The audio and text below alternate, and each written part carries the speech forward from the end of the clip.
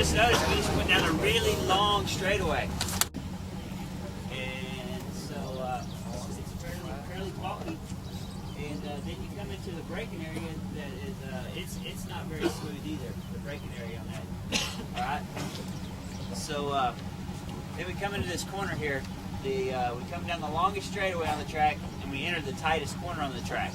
Alright, so that means that there's a lot of hard braking going on to that corner and a lot of lean angle going on to the corner. Alright, both of those are good ways to crash, okay? Therefore, this corner is the most crashed in corner on this track. And that's why. And not only is it because of braking and a lot of lean angle, but it's also because that corner is really off camber the whole way up to here. As you can see that we are quite a ways above the braking area, and also it goes straight downhill. All right, so lots of off camber, as well as when you get to the top of that, you need to be back over here on this side. Okay, because we got to set up this tight corner at the bottom of this hill. So not only is the corner tight, but where you need to be for the next corner makes it even tighter than it was originally. Okay, so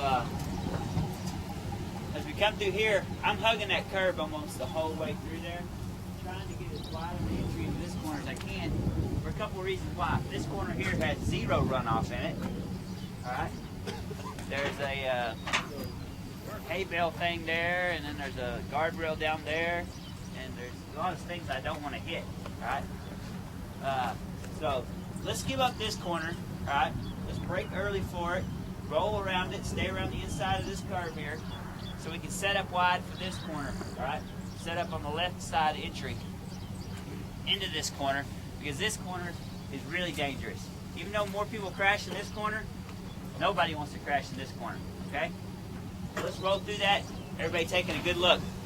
The one good thing is this runoff over here isn't too bad, even though you can't see it because the grass is tall.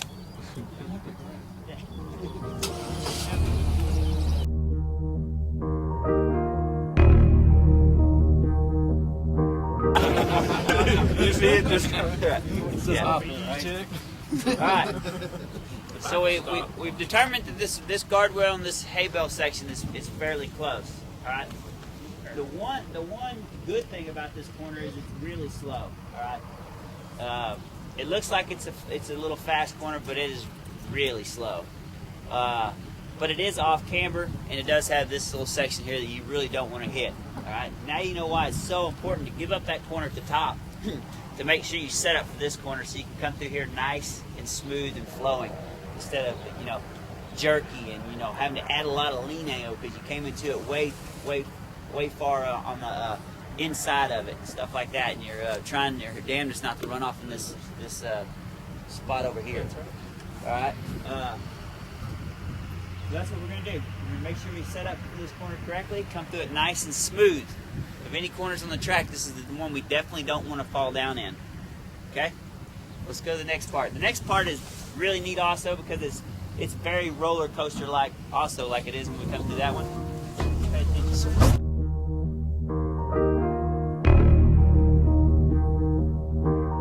Windy as it is. And there's no grass or plantation to keep the dirt from blowing onto the track. So that's something to think about because yesterday and the previous days have been really windy. Even though it's not windy now, luckily, the track may be a little dirty because nobody's been on it. So take it easy the first couple of sessions for sure. As you can see, this section here is a little tricky also. And this is another one of those, this is, out of all the tracks you go through, this is the one where you really want to connect the dots the best using the cones, the turn-in point cones we got, the apex cones we got, and the exit cones we have, okay? So as we do the round robin later, take a good look at that when we're out there, really want to connect your cones here.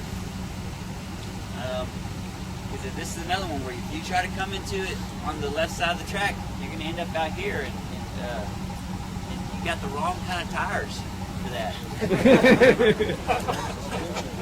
Yeah, and the wrong suspension and the wrong gear. You didn't bring your chest protector. So we want to make sure we don't end up out there. So, yes. Yeah, all the patch areas are really good. Yeah, I've found that they're actually really good. Yeah, that's where I aim for. I aim for the patches. So no, they're pretty good. You can't even tell them back over. Yeah. Yep. Okay, this is another area also to where we want to make sure, because it's another double apex corner. In the middle of the two, we're right here where we are. All right. We're going to do that so we're set up as wide as we can for the last part. All right. If we come in where that gray truck is right there, you know, we're going to have another instance where we're going to have to worry about running off the track again. That's not a spot where I want to run off to. So, there's one common denominator today. Don't want to run off the track. All right.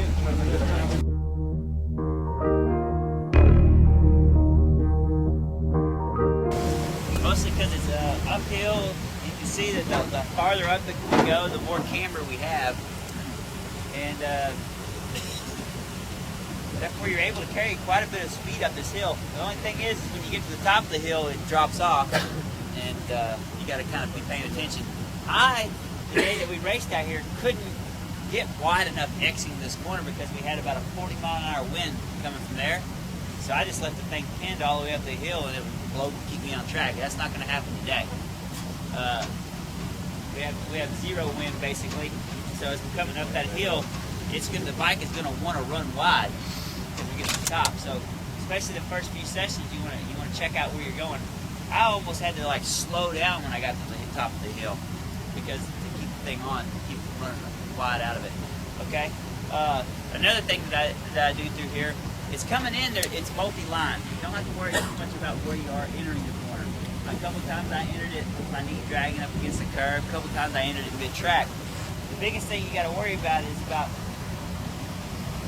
the area we're at. We want to be about mid-track. We don't want to still be up against the curb because what we do is then we make it a lot tighter as we come up the hill. And we already talked about it's kind of more of like a descending radius corner that makes it a little difficult to stay on track as we get to the top of the hill.